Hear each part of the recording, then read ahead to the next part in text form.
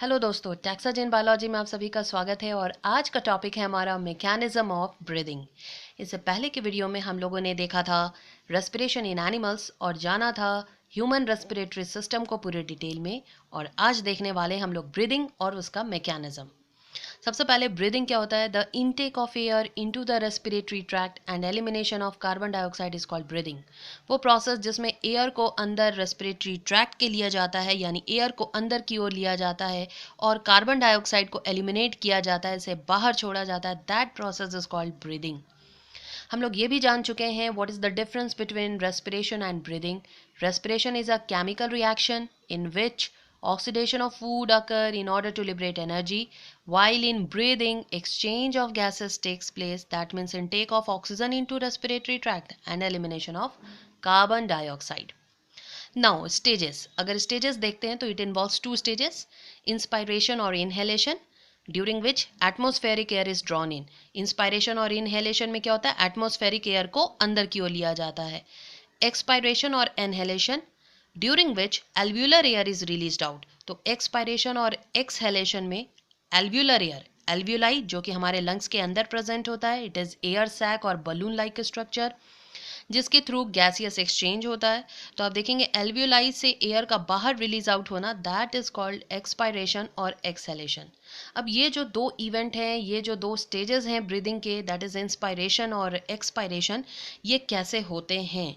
तो आप देखेंगे the movement of air into and out of the lungs is carried out by pressure gradient. जो movement है air का, यानी कि बाहर से मूवमेंट जो हो रहा है एयर का अंदर की ओर यानी लंग्स की ओर, और लंग्स से जो एयर जो है बाहर की ओर जा रहा है, that movement of air into and out of the lungs is carried out by pressure gradient. Pressure gradient that means the pressure difference. आप देखोगे एटमॉस्फेयर में जो गैसियस प्रेशर है और हमारे लंग्स के अंदर जो प्रेशर है, इन दोनों के प्रेशर में डिफरेंस है। और इसी डिफरेंस की वजह से ही क्या हो रहा है, एयर अंदर जा रहा है और एल्विलाई से एयर बाहर निकल रहा है। So the movement of air and into and out of the lungs is carried out by pressure gradient between the lungs and the atmosphere. और ये जो प्रेशर ग्रेडियंट है, ये जो प्रेशर डिफरेंस है, ये लंग्स और एटमॉस्फेयर के बीच में डेवलप होता है। कैसे डेवलप होता है ये प्रेशर डिफरेंस? आखिर डेवलप कैसे होता है लंग्स और एटमॉस्फेयर के बीच में? तो आप देखेंगे it is due to the combined action of ribs and the diaphragm. Ribs और डायफ्राम के कंबाइंड एक्शन की वजह से ही प्रेशर ग्रेडियंट डेवलप होता है और उसकी वजह से एयर का मूवमेंट होता है आइदर इनटू द लंग्स और out of the lungs. Ribs and diaphragm, ribs जिसके साथ हम लोग देखते हैं कि कुछ खास मसल्स होते हैं जिसे हम लोग इंटरकोस्टल मसल्स कहते हैं, जो रिब्स के मूवमेंट करने में मदद करता है। रिब्स जो है आप देखेंगे there are 12 pairs of ribs. Ribs हमारे अंदर 12 पेयर होते हैं। और ये क्या है? तो it is bony and cartilaginous structure which forms the wall of the thoracic cavity.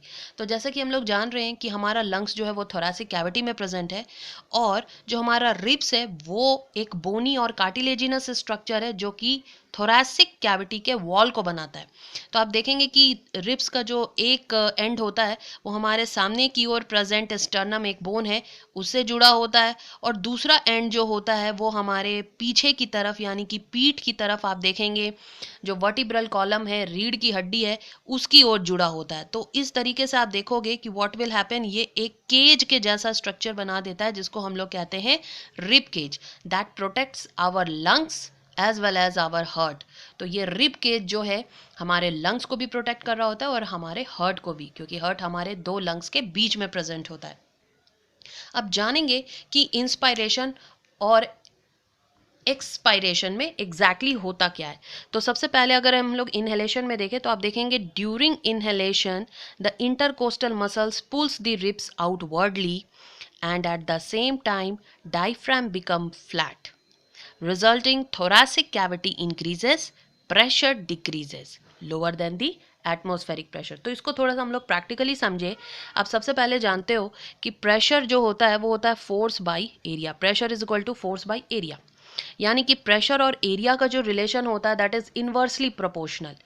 अगर एरिया ज़्यादा होगा तो प्रेशर क्या होगा? कम होगा, और अगर एरिया कम होगा तो ऑटोमेटिकली प्रेशर क्या होगा, ज़्यादा होगा।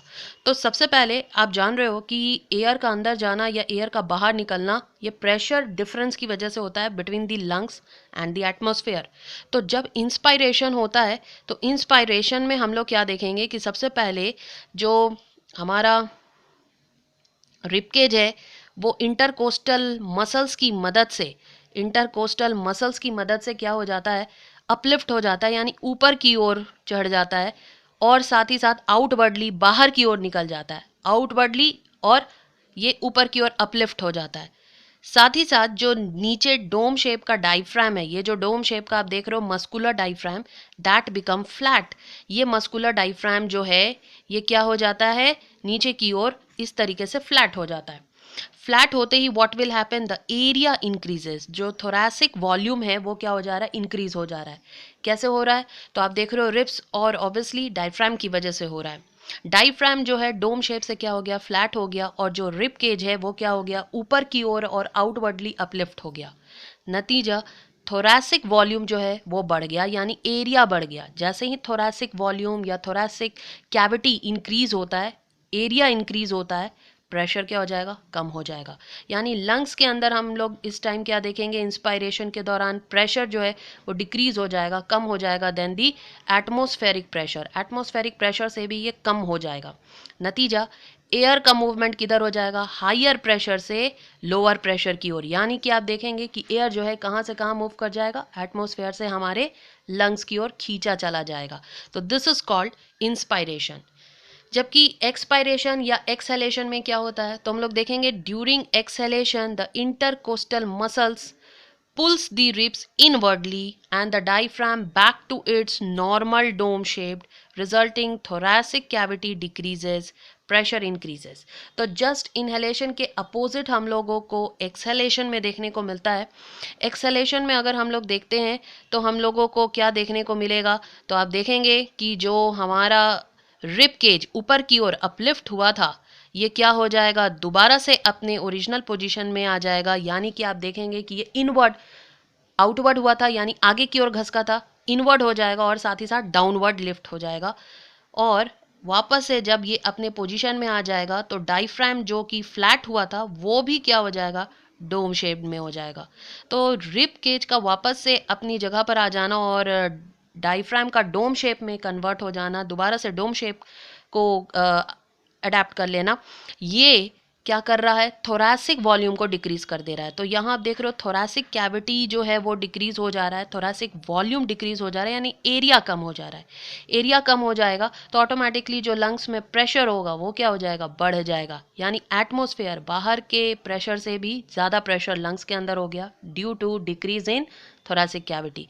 नतीजा एयर जो है हायर प्रेशर यानी लंग से किधर की ओर निकल जाएगा, एटमॉस्फेयर की ओर निकल जाएगा। तो this is all about the expiration and inspiration. यहाँ पे हम लोग क्या देखते हैं, एक खास टर्म हम लोगों को पढ़ना है, that is the residual volume, जिसमें हम लोग क्या देखते हैं कि during the breathing cycle when air is taken in and let out the lungs always contain a residual volume of air. तो कभी भी हमारा जो लंग्स है वो खाली नहीं होता।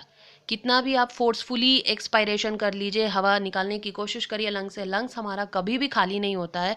There is always contain a certain amount of air present in the lungs. तो यहाँ हम लोग क्या देखते हैं, रेसिडुअल वॉल्यूम इसको कहते हैं हम लोग, the amount of air left in the lungs after a forcible expiration. तो फोर्सिबल एक्सपायरेशन के बाद भी जो एयर का अमाउंट हमारे लंग्स में बच जाए, that is called residual volume. The lungs always contain some volume of air so that there is sufficient time for oxygen to be absorbed and for the carbon dioxide to be released। तो हम लोग क्या देखेंगे, हमारा lungs कभी भी खाली नहीं होता है। कितना भी आप फोर्सफुल एक्सपायरेशन कर लीजिए, हमेशा एक सर्टेन अमाउंट में एयर प्रेजेंट होता है लंग्स में, ताकि हम लोगों के पास इतना सफिशिएंट टाइम हो सके कि ऑक्सीजन एब्जॉर्ब हो सके और कार्बन डाइऑक्साइड रिलीज हो सके और एक नया ब्रीदिंग साइकिल हम लोग शुरू कर सके। इसके अलावा हम लोग देखते हैं कि जो नॉर्मल एडल्ट होते हैं, जो नॉर्मल एडल्ट होंगे, एडल्ट में अगर हम लोग ब्रीदिंग रेट देखते हैं तो ये होता है 12 to 18 ब्रीथ्स पर मिनट। तो आप देखेंगे कि एक नॉर्मल एडल्ट जो है 12 से 18 बार सांस लेते हैं 1 मिनट में, जबकि न्यूली बॉर्न बेबी जो होते हैं, न्यूली बॉर्न बेबी, ये आप देखेंगे कि इनमें लगभग 60 ब्रेथ्स पर मिनट होता है।